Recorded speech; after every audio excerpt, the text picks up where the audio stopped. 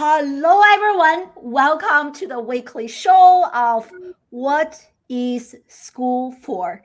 My name is I am the CEO of Classroom Without Walls and the host of this weekly live streaming show. You can also listen to us on the traditional audio only podcast. Just search What is School For? On this show, I interview leading entrepreneurs, business owners, teachers, educators, students, and parents to come here to discuss, debate, and disrupt education. Our goal is to future-proof the next generation. Today, I'm extremely honored and excited to have the one and only Shay Rowbottom on the show to talk about her journey to self-empowerment and success and happiness. I feel like Shay is one of those people that I do not need to do an introduction. Just like when I have Cisco on the show, everybody knows him. I feel like everybody knows you. But just in case you have been hiding in the cave in the last several years, so Shay is a LinkedIn superstar, and she's a LinkedIn video coach. And I have been watching her LinkedIn videos for quite some time and really, really love her content. And her LinkedIn videos have received at least or more than 20 million views. And like every video is just like so fun, educational, and entertaining to watch. So Shay started her journey when she was only 23 years old, when most people are still trying to figure out their life. So she started her first business and sold that. And last year, when so many people were struggling with the global pandemic, and Shay brought her business to a new level and crossed the 1 million mark. So congratulations, quite a journey. And Shay is also a featured expert in the book that my dear friend Julia McCoy and we just launched a few days ago. So Julia is a college dropout. I'm a professor dropout. So really honored to have another college dropout on the show. So we're really going to dive deeper into her journey, her success, talking about social media and LinkedIn, parenting, and education. So really excited. And as always, we want to give a big shout out to StreamYard for being a sponsor of Classroom Without Walls. Over the last several years, I have tried so many different apps to go live on social media. StreamYard is my personal favorite. In the link, in the comment, there is a link for you to check out StreamYard for free for 2 weeks. We're live on Facebook, on LinkedIn, your favorite social media platform, and on YouTube, on Periscope, and on Twitch. So quite a few of you are already here. Let me know in the comment section where you guys are joining us live from, social media, and geographically speaking. So Shay, without any further ado, welcome to the show. Thank you. Thank you for having me, That was a beautiful introduction, and happy Friday, everyone. I'm just super excited to be here. You are such a superstar, and really, really honored to have you here. So really means a lot to me. And so hello, everyone. So great to see you all. Thank you so much. And so let's get started. As I mentioned earlier, you are building this really incredible career on LinkedIn, and your background is in video marketing. But you are, as I kind of mentioned earlier, you are a college dropout. So you have a very interesting and non-conventional journey to get to where you are today. So do you mind just kind of quickly share your backstory with us? Absolutely, yes. I'm always excited to talk about my perspective on college and higher education, because I feel it's one that's not shared enough. So, hey everyone. So, I was fortunate to have 3 older siblings. So a lot of times when you have older siblings, you get to learn through their mistakes without having to make the mistake yourself. And when I was 15, I remember my oldest sister calling my mom. She had already graduated from college. She was already paying back her student loans.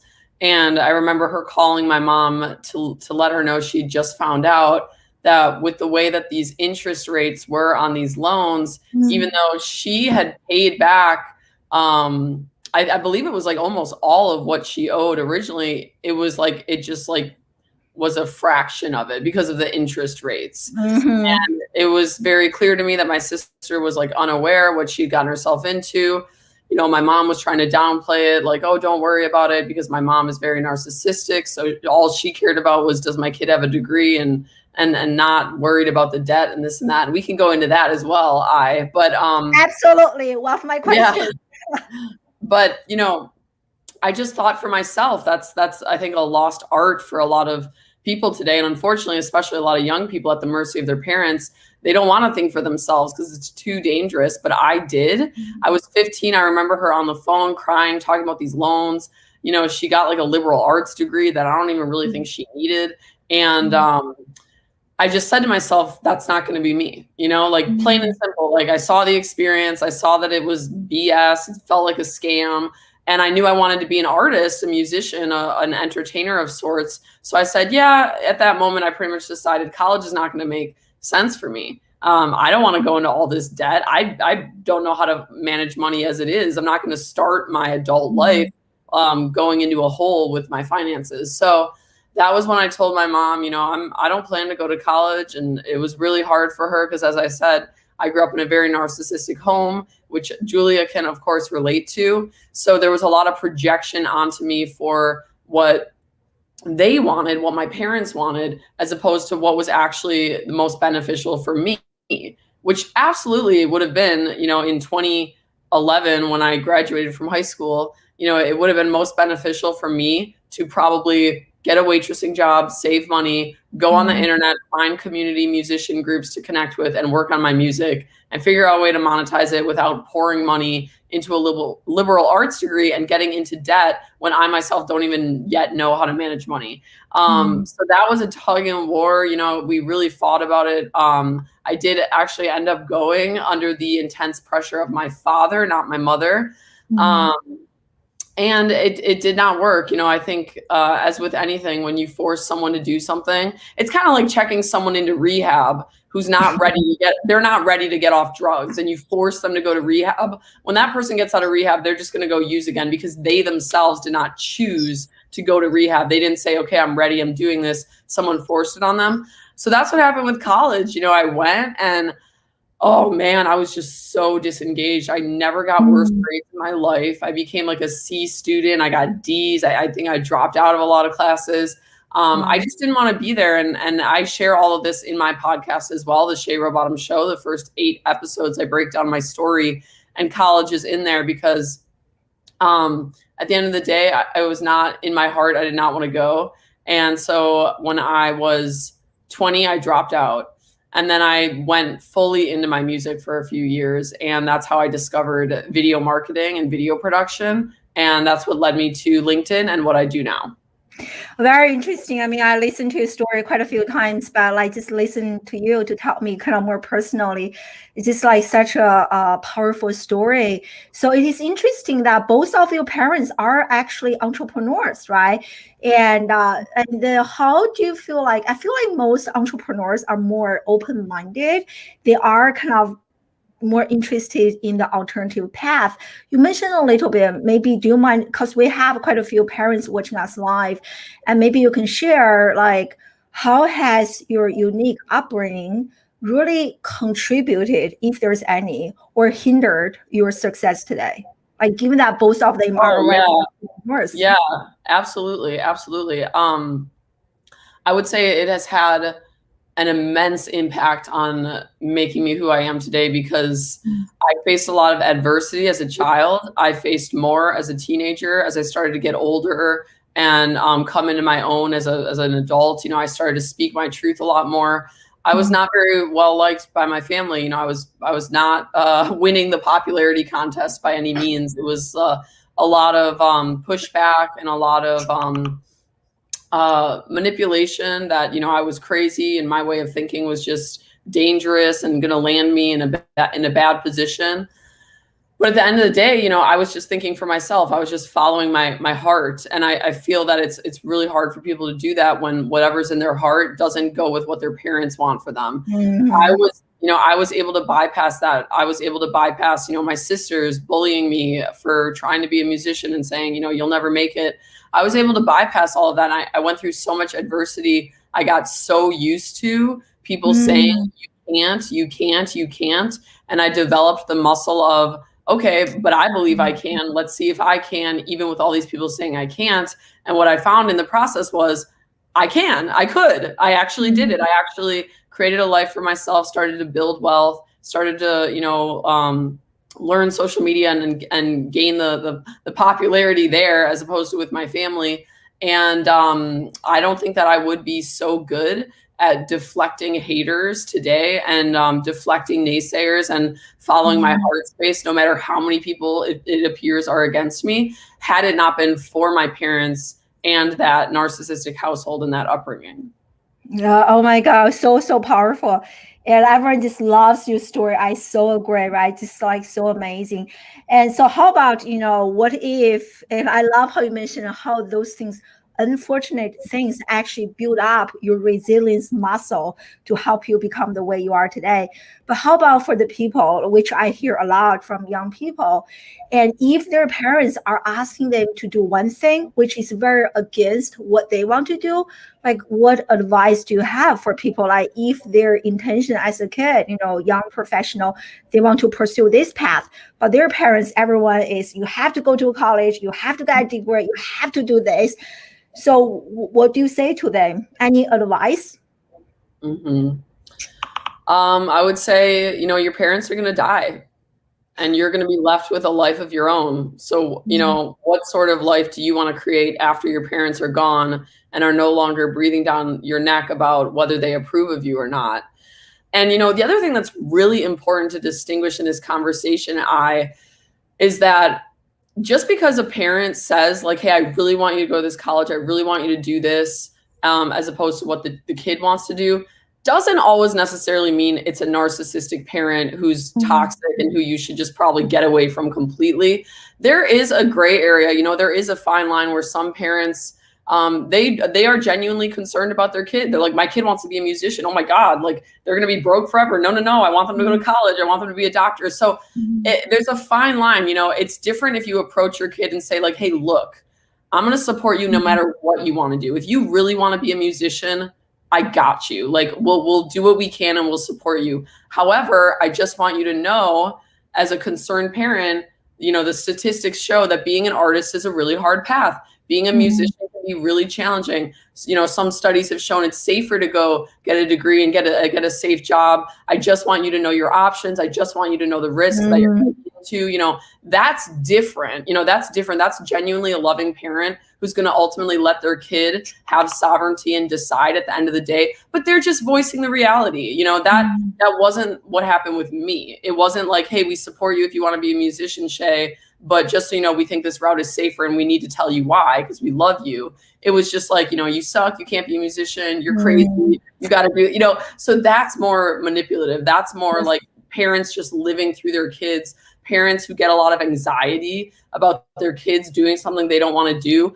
That's on the parent. That's something unresolved within the parent. Why are you living through your child thinking, oh, if my child doesn't get a degree, all my friends at the country club are going to, talk about me and I'm going to be the only one whose kid doesn't have a degree. It's just very low self-esteem. And it's unfortunately what a lot of parents still have at the time they're raising children. They haven't resolved their own insecurities. And so they start to project it on to the kid. So I would just say for anyone watching, whether you're a child and you feel this has applied to your own life with your own parents, just remember, there's a fine line between like accepting your family for who they are, making compromises so that everyone can get along and be a merry family, and also recognizing when it's abuse and when it's blatant manipulation and when it's an extreme case like I went through. And it's actually at the end of the day better to cut contact completely or just have very minimal contact if you truly feel that these people are a cancer to your goals and to your ambitions. Wow. Just like we say with friends, right? Friends who don't support you, cut them out. So it's the same with family, but unfortunately, a lot of people, they have a really, they have a blind spot for their family because it's blood, it's DNA that we share, probably karmic on a soul level for a lot of people, and they don't want to admit that their family could actually not have their best interest. And then for parents watching, it's the same thing. It's the same thing. Like if you start to get anxiety about your kids' decisions and the path they're going on, really dig into that, before you just like react and start trying to control your kid. Ask yourself why. Ask yourself, wait a minute, am I really doing this from a place of genuine concern and care? Or am I doing this because like I have self-esteem issues, I have insecurities, I lack confidence, and I'm afraid that my kid is going to reflect poorly on me? Because that's narcissistic parenting. And it's okay, mind you, it's okay if you pick it up in yourself. If you notice that you have some narcissistic tendencies with your kid, good for you, good for you, because you're actually on the right track to start bringing awareness around this epidemic in our culture and in many Asian cultures, which I'm sure you can relate to. It's going to actually be the thing that drives us forward if you start to look at yourself and start to admit, you know what, I realize I've just been trying to get my kid into this college the whole time so that I can feel good about myself. That's narcissistic parenting, and that is not going to set your kid up for success in the long run if it's not truly something they also want coming from their deepest desires and their heart space. Wow, we have so many parents in the live audience absolutely resonating with you. And like in my case, for sure, being a Chinese American, and I feel like my entire life's mission was to get that terminal degree. That's why I got my master, I got my PhD. Until I became like 35 years old, I really hit that mid-age crisis. I was like, wow, is this my life? What other people's construction of a life for me?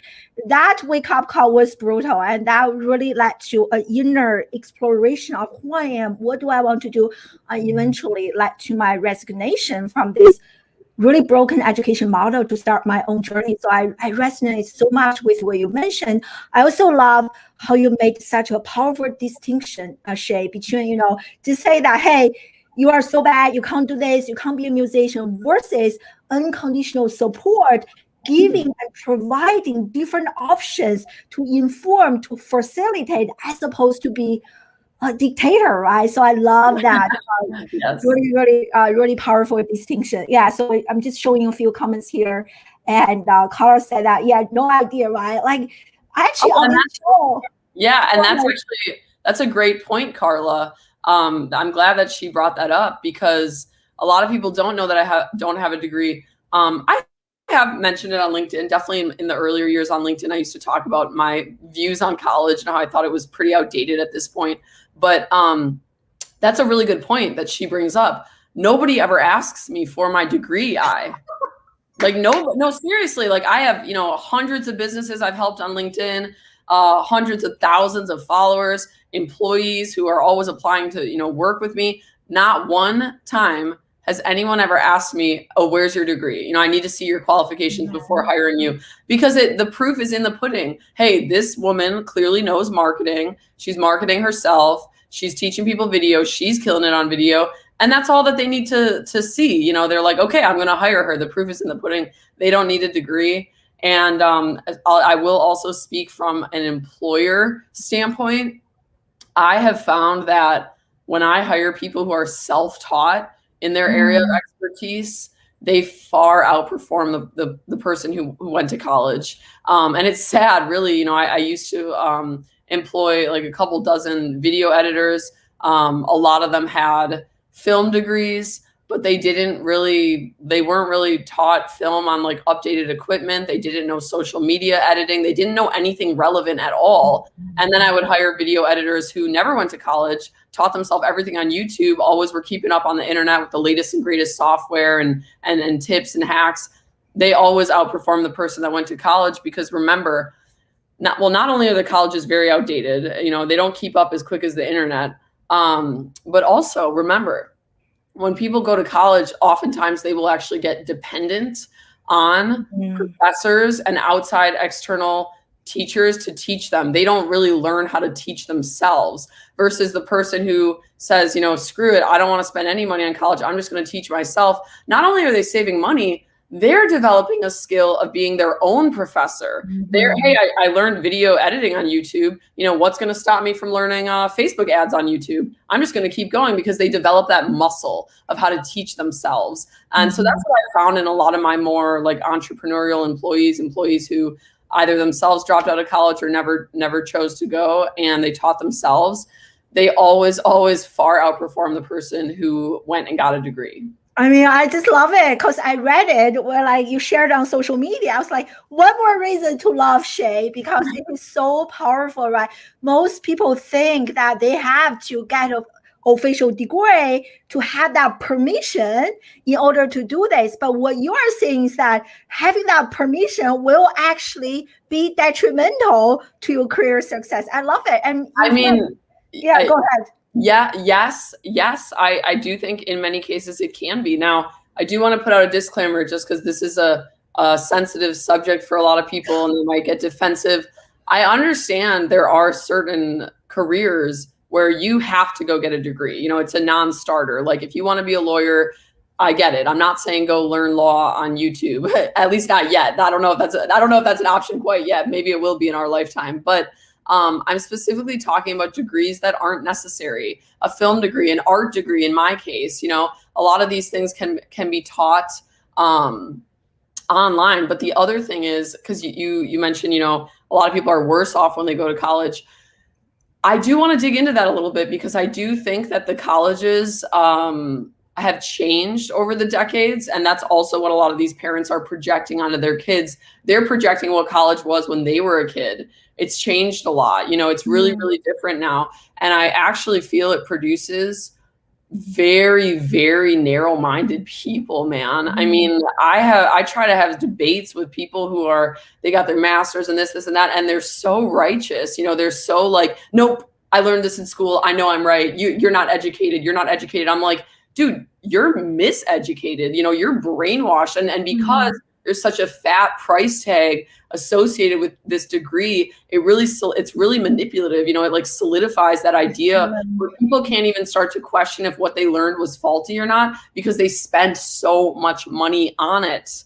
It's kind of like, let's say you're 2 months into your marriage and your husband starts to be very abusive. You're going to have a hard time seeing that reality and accepting it, because you just got married and you just spent several $1,000s on a big party and a wedding. It's the same kind of thing. It's going to take you longer to figure it out because you have that price tag associated with it. And I find that people who didn't go to college, who do their own research, are more critical. They have better critical thinking skills. And this is a generalization. I'm not saying everyone, but it's definitely a general theme I found with people who are more educated. They actually have less of an open mind, and they tend to be really righteous in their ideas. College was originally intended to teach people how to think, not what to think. And now it's becoming the opposite. It's like they come out, they know what to think, they know everything. And then when you try to get into a debate with them, they're very self-righteous because they have that degree, and essentially what that degree has given them is this badge of honor of like, nope, I know more than you because I'm more educated. I actually find that it can cause people to be miseducated the further they go into this education system. Yeah, amen. I mean, I share so many studies on this show. Research has shown that as children become more educated, their creativity actually decreases. And the higher the GPA, the less likely a kid is to innovate. And it's interesting, Shay, that you said that you are a C student. One of my favorite books is A students work for C students, B students work for the government. I mean, people are seeing proof. Exactly. Yeah. I mean, that's funny. I'm actually, to be clear though, I was not a C student before I got to college. I was a straight A student. School was a breeze for me. School was very easy for me, but the problem is it doesn't, well, in this case, I think it does, but it doesn't equate to the person actually being very intelligent. I have several friends who I grew up with, people I know now, who sucked at school, and they are absolutely brilliant. For me personally, the school system actually did work. I was able to get A's very easily. It's just by the time I got to college, I no longer cared at all. And that's when my grades started slipping. And that was also one of the things that was really challenging for my mother. Like, she couldn't understand why I just didn't want to go get a degree from a nice university, because she's like, I don't get it. You're so good at school. You get A's and you don't even try. Like, I was one of those kids that, like, I would hardly study. I'd like look at the notes right before and then ace it, you know? So I am actually really blessed in that area, but you're absolutely correct. Several people that I have partnered with, that I've worked with in business, that I've hired even, you know, they were D students. They were terrible students, and they're absolutely brilliant. So, you know, we also really need to look at how the school system isn't set up for everyone. A lot of these kids, it sets them up to feel like they should have a poor self-esteem. They should feel badly about themselves. And that's so sad. You know, that's not the case at all. I am eternally grateful that I got good grades growing up, because my home life was very, very toxic, that I actually feel if I didn't have that validation at school by, you know, being smart and pretty, and, you know, I didn't get bullied or made fun of much at school. I fit in well. I was good at sports. I got good grades. Oh gosh, you know, imagine how much more damage I could have come out that household with, because my house alone was already so toxic. And so that's where I experienced like the bullying and the adversity. School saved my life. You know, I really do. I think my teachers saved my life. I think that it was a blessing that it worked for me. It doesn't work for everyone. And unfortunately, there was kids just like me who had a terrible home life, who then on top of that had to go to school and get told every day that they weren't good enough and they were a failure simply because they couldn't get good grades. And it's not a measure at all of if someone's going to be successful. It's just another way that we disempower children and set people up to be, you know, employees, or if they don't feel like they're going to be a good employee, they're going to feel like, oh, I'm just a failure. I can't get good grades. Oh, it's like such again powerful point. So here is a question. Like, we have so many questions coming up. Okay, let's take the questions. Yeah. So here is a great question from Carla, and she said, I'm pretty sure many parents struggle with this, right? So as a disruptive mom or dad, you know, we know this is not the right path for our kids, but there are so many other people asking you, hey, you know, are you sending your kids to college? They will be judging you. They will be evaluating you. So what do you say to parents who are struggling with other people's like judgment of their choices?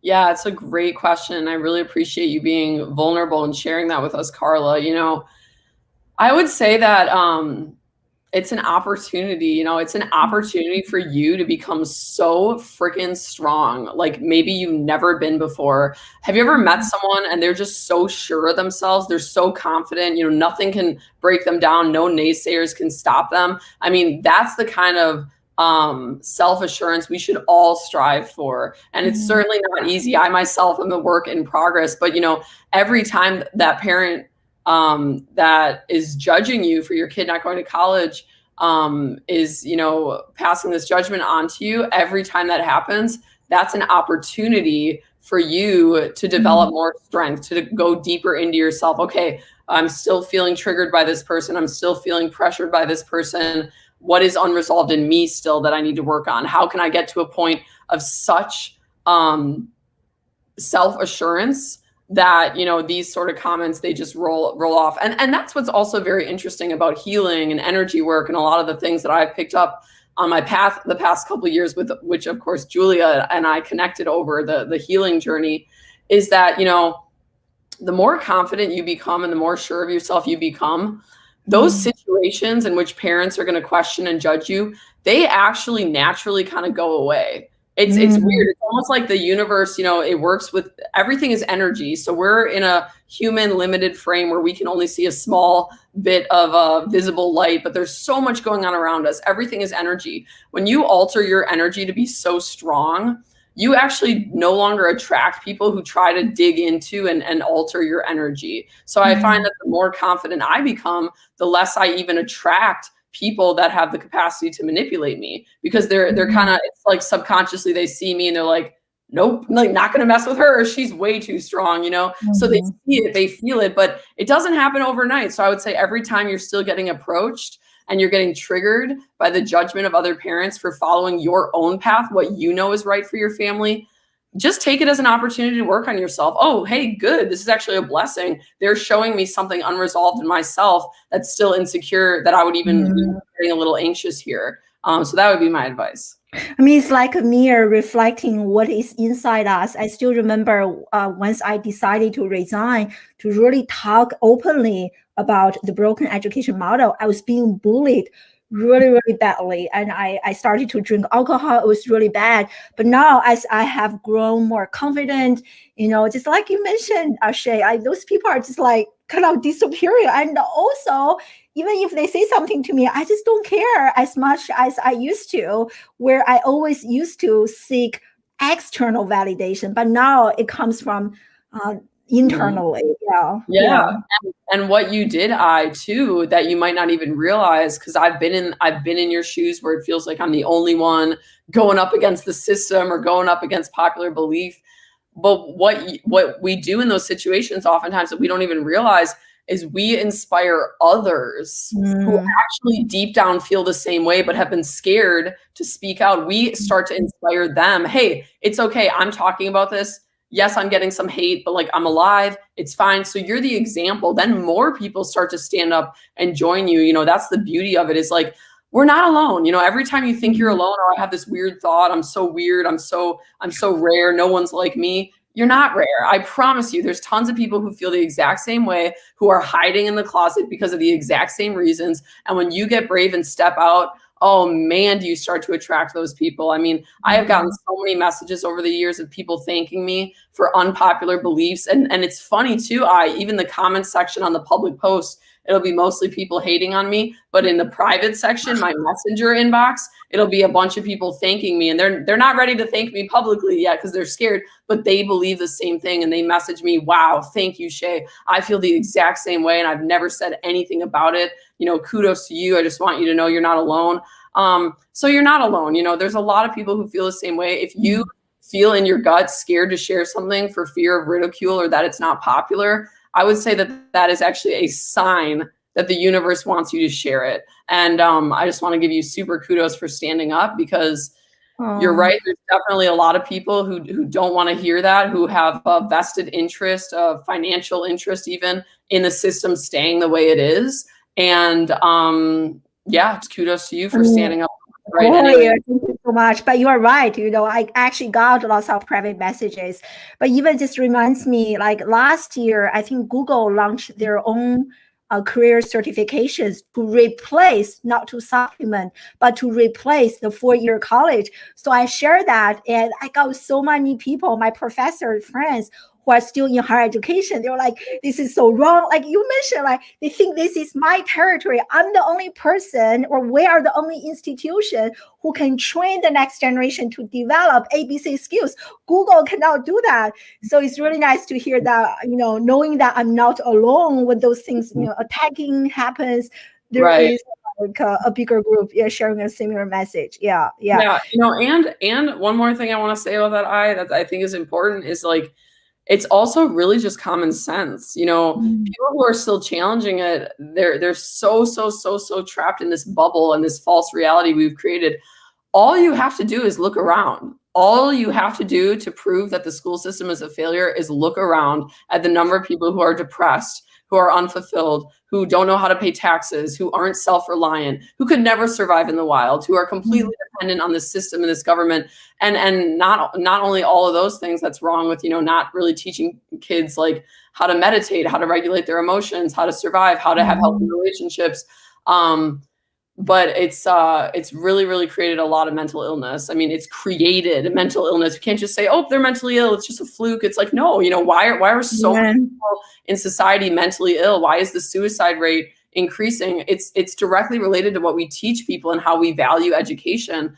So I think that alone right there, it's a great argument for the school system's got to be reformed.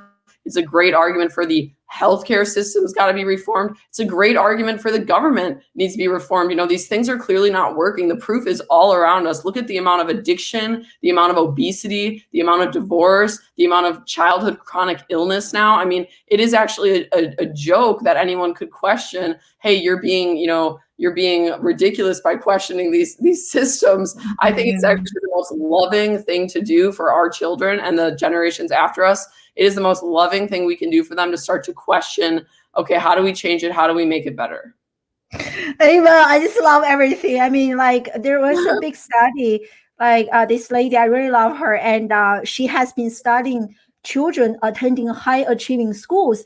And what she discovered is that those kids attending high achieving, competitive, the good school district, those kids are actually having more mental health issues like alcohol abuse, drug abuse, sexual abuse as kids in poverty, in foster care, and as children who have a parent in prison. When you think about, wow, like I spent so much money sending my kid to a private high school, and then my kid end up, suicidal, having all those issues as if in foster care. And so, I think the evidence is here, but lots of people are in denial, or they don't know how to think. They don't know how you can actually Google, right. But you are right. Yeah. Well, and part of the denial, is that we're all part of it.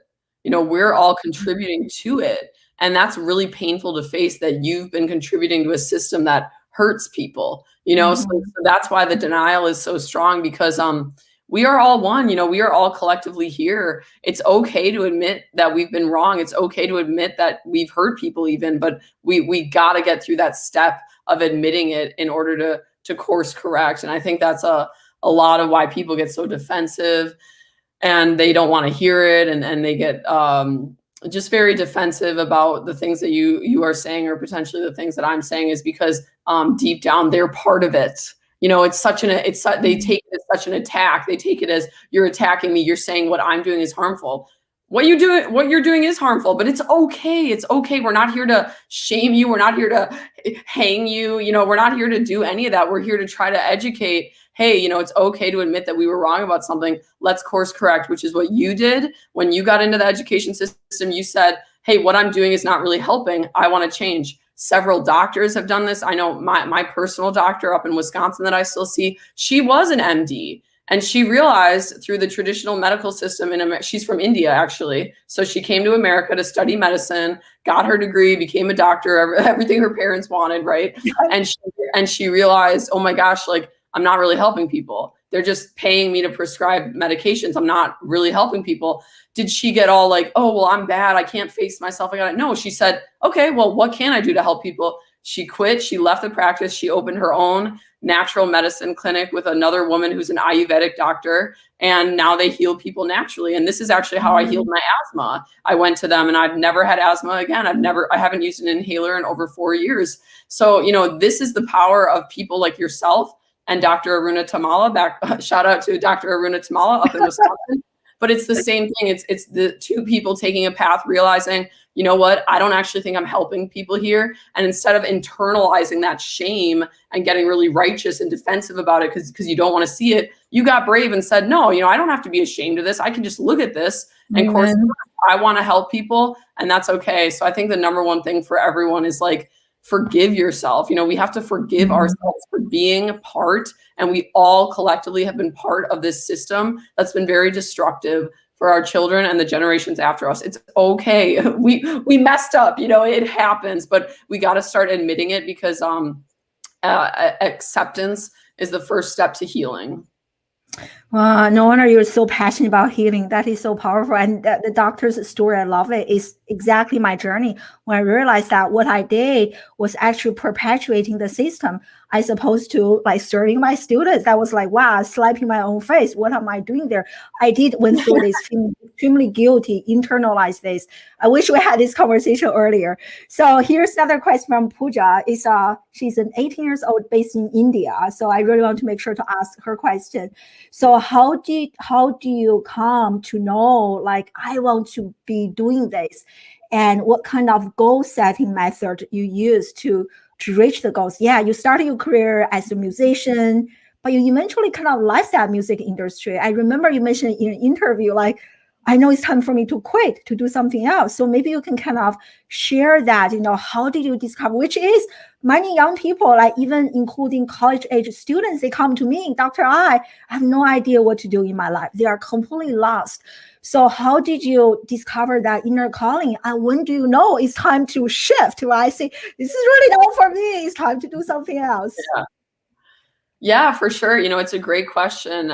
Thank you for asking it. I do feel like the first thing I want to address is like, it's okay to not know what you want. It actually is. It's okay. I think a lot of people get stuck because they're like, I don't know what I want. What do I want? What do I want? It's okay. And that's also why this college culture can be really toxic for 18-year-olds. It's like, decide your life. It's like 18-year-olds don't know what they want to do for the rest of their life. Like, come on. So I would say, the first thing is, if you truly feel like I have no idea what I want to do, just accept that. Accept that's where you're at, and maybe just go get some basic life experiences. Maybe go get a waitressing job. Maybe do go to college, just enroll at a community college that's affordable, and just basic prerequisites just to kind of dance around and try different jobs out. That's an okay place to be. You don't have to know what you want to do. It will come. And here's how you will know that it has come. There's a saying, and it's called follow your highest excitement, right? Follow your highest excitement. So it actually doesn't have to be too complicated. For me, when I was 18, I realized that the thing that drew all my energy and I was so excited to get up for, and it would just light me up and time would fly by. What was that thing? Well, it was creating art. That was what it was for me. It was creating art, creating music, getting attention and admiration for my music. That lit me up so much that all of the naysayers and all the people saying you suck and you're going to embarrass yourself and all, you can't sing and all this, it was easier to bypass that because I was so excited, so follow your highest excitement. For me, it was music, so don't think too hard. If you have something popping in your head and you're like, well, my highest excitement is like video games, that can also be an option though. Don't discredit it. I mean, there are gamers, professional gamers now who make money, don't think too small. It's possible that your highest excitement is actually already right in front of your face. And also, if you go toward that highest excitement, it doesn't mean you're going to stay there. For me, I didn't. I got into music. That was my highest excitement for a while. But then I discovered video marketing and entrepreneurship. And then that became my highest excitement. So how beautiful. If I had never followed the original highest excitement, I wouldn't have found the next, which led me to LinkedIn, which led me to and this beautiful interview this morning. So yeah. And then as far as like achieving the goals, once you've honed in on like, okay, this is my highest excitement. This is what I want to be doing for the rest of my life. You will never, ever be like groggy waking up for work in the morning if it's your highest excitement. If you truly love your job, you won't. I've been on 3 hours of sleep before and people are like, how are you doing this? Aren't you exhausted? And I'm like, well, yeah, if I was still waitressing, I'd be exhausted, but this is my highest excitement. So like, I'll take a nap later. It's all good. I'm just excited to be here. So follow the highest excitement. And then to actually reach the goals, find people who support it. Find relationships who really support it. Find people in the industry that you can intern with, that can mentor you. Find other people already doing it, and maybe not even people doing it or in the industry, but just friends who support it. It's so important that you have friends who support it. I don't know what I ever would have done without my friends, because I said my family didn't support me, but I did have friends who really supported my music back then, who really loved it, who would listen to it, who would say, oh, I loved your rap and I loved this. And that just meant the world to me. It's such a big difference when you can surround yourself with people who support it, and they are out there. So put yourself out there, be honest, and you'll attract people who resonate with what you're going through. I love that. I love that. I love how you also mentioned the option of community college. And I just saw this great comment from Keith, who is actually teaching at community college. I think that is such a great option, taking a gap year or choosing a community college, which is way cheaper and only 2 years. And then you can explore. I also love how you mentioned about friends, right?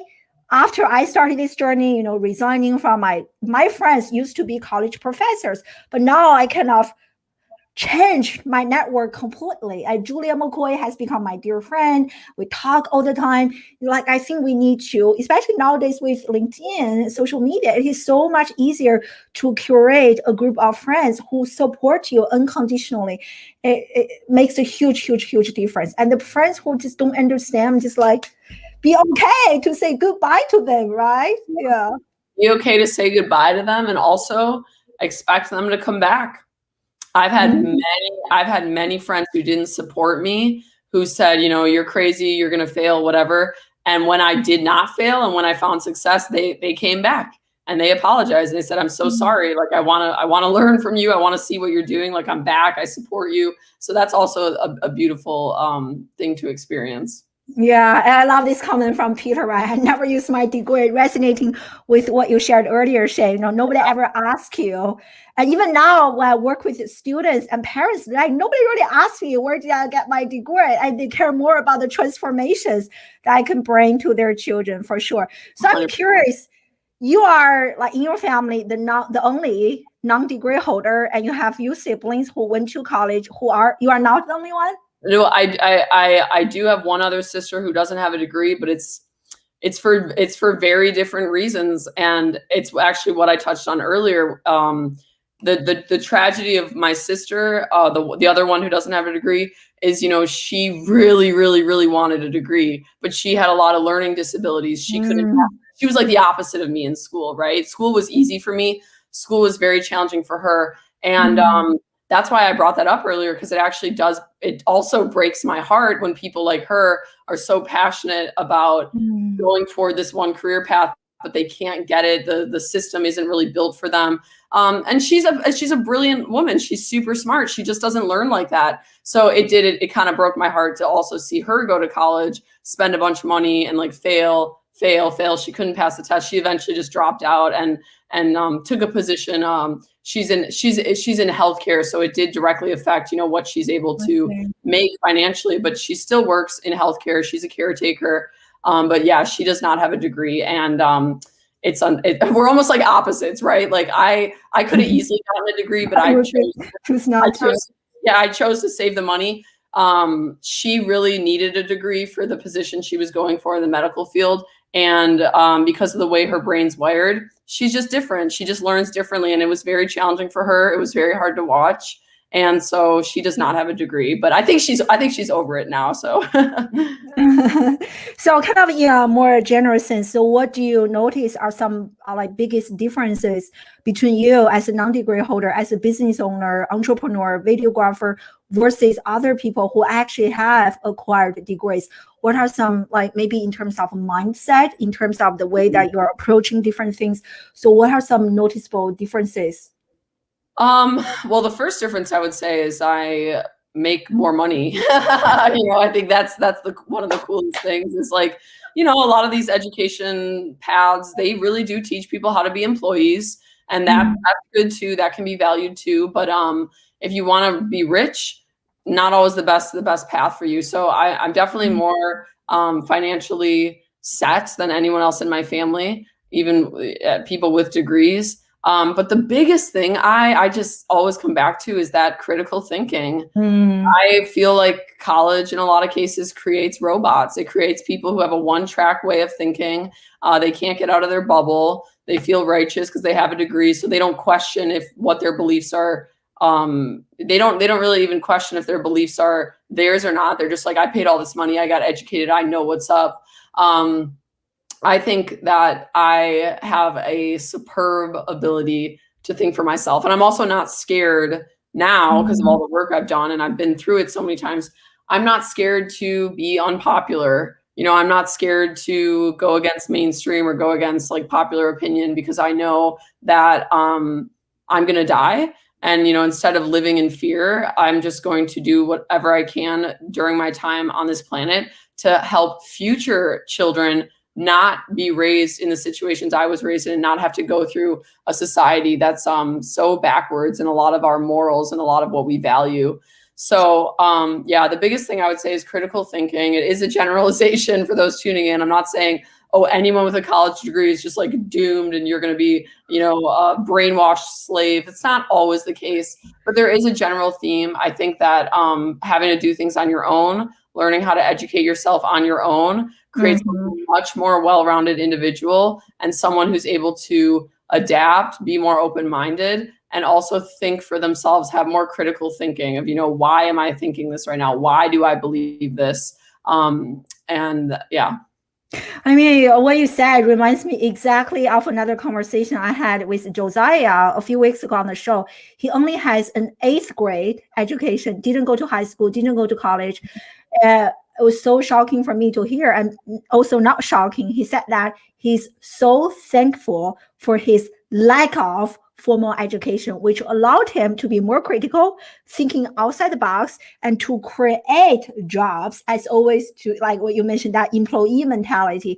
And so it's really nice to hear kind of, I really started to see patterns. Yeah, yeah.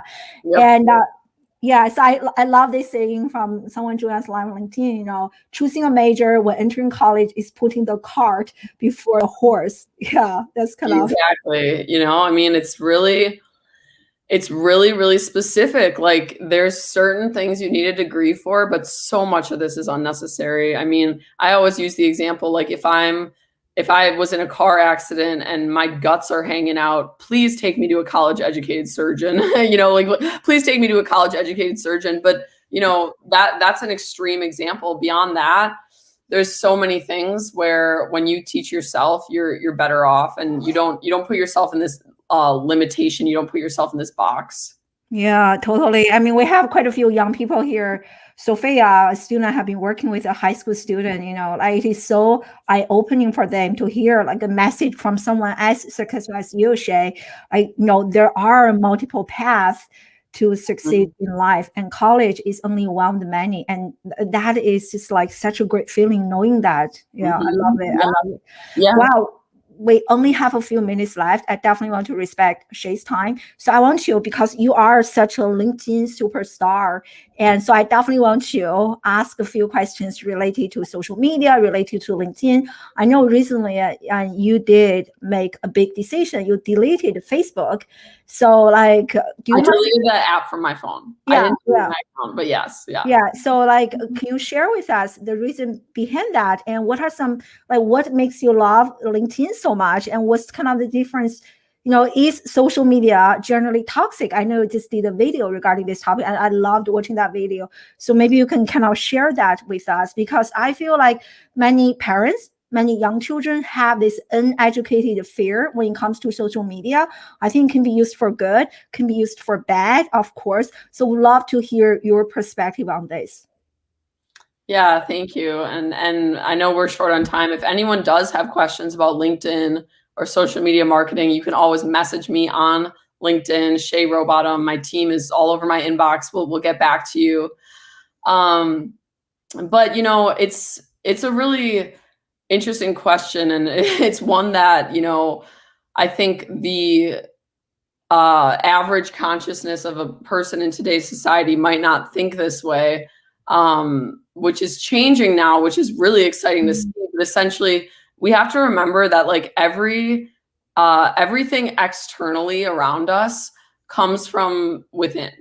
So it's kind of like I was mentioning earlier, how we're all contributing to this society that's sick and unhealthy. We're all co-creating that because it's from within. So when we see that the world is really unbalanced, that there's a lot of violence or a lot of addiction or whatever, and it's unbalanced externally, it's because we, the individual humans, we are unbalanced internally. And the more that you balance yourself internally, the more the external world around you also begins to shift. This is also the teachings. He can explain it a lot better than me, but if you follow Dr. Joe Dispenza, I love him. Yes, right. He's amazing. So this is like what he teaches, the quantum field, right? We're all connected through energies that we can't see. The human, like our ability to see, we can't see it, but it's energy. And the idea of social media being toxic is really funny, because I don't actually believe that technology objectively is good or bad. I think technology is just a tool. I don't think that it has any consciousness one way or the other. It's objective in nature. It's us, the host, that goes into that technology that makes it what it is. So, you know, you hear a lot of people saying like, oh, social media is toxic, this and that. It's like, I think social media can be very beautiful. That's actually why I'm on LinkedIn. I do feel like it's a more conscious platform. More people who have like worked on themselves and are about their business are on LinkedIn. But social media in theory is not bad. You know, it's not toxic. It's us, the individuals that are really unbalanced, that then go into social media. That's why there's this culture now of a lot of narcissism, a lot of, look at me, a lot of women really getting sexual and, posting on Instagram how beautiful they are. But that's insecurity. That's just a projection of how deeply insecure we actually are, that we've created a platform in which young girls now are feeling really poorly about themselves because they don't look like the Kardashians. It's neither good nor bad. It's us. And it starts at home. It really does. It starts with the parents teaching your kid that everything that you want externally is going to first have to be taken care of in here. And that's why, all of these movements about social justice and we need to change you and we need to change this. It's like, I get it. It is important. There are social issues that we can band together and address. But a lot of times what people are missing in these situations is they're not empowering themselves. They're giving the power away. They're saying, oh, if this person's president, I can't be happy. If this happens, I'm a victim. Unless this person changes, I'll never be able to succeed. That is so disempowering. Work on yourself. What can you control? How can you empower yourself? What are 5 things you can do today to move your life? I love everything. Yes. So, what are 5 things today that you can do to move yourself forward? If you want to see social media become a more harmonious, enlightened, educational place and get rid of the toxicity, look within. What is still toxic in you that needs healing? And the external world will start to change around you. Wow, what a powerful way to end the show. I love it. So, going back to education, I think it is such an inside out journey. But when you look at students, when they choose majors, and like so many people share with me that they choose a degree or a major because of prestige, right? Because of the ranking. Very few, like you go to an academic advisor, but there's no internal value advisor, right? Like you just cannot have a happy and fulfilling career based on all those external factors. It is such an inside out journey. So really, really powerful that you said that. I love it. Yeah, absolutely. And it's really inspiring to see how many people are learning this now at this period in time. It's kind of like COVID has been a good catalyst for a lot of people kind of realizing this truth. Like, wait a minute, maybe if I just work on myself internally, I can affect the external world around me. So I do think it's becoming more mainstream. More human beings are waking up to their own power. It's a really exciting time to be alive. I know that it's tough right now, but just remember, healing isn't pretty. A lot of times you got to get through the ugliness to get to the beauty. And that is where I believe that we are heading, is to a more peaceful, harmonious planet.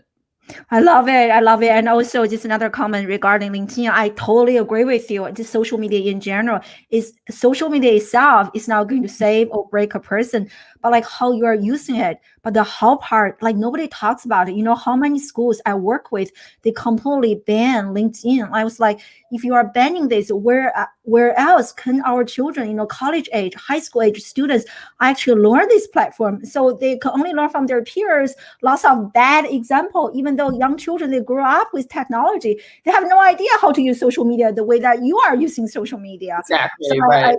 I feel really passionate about this message. But anyway, what an amazing conversation. And I think the message, harmonious and harmony and internal transformation is such a great way to end the show. So do share with us. I know you also have a healing tribe.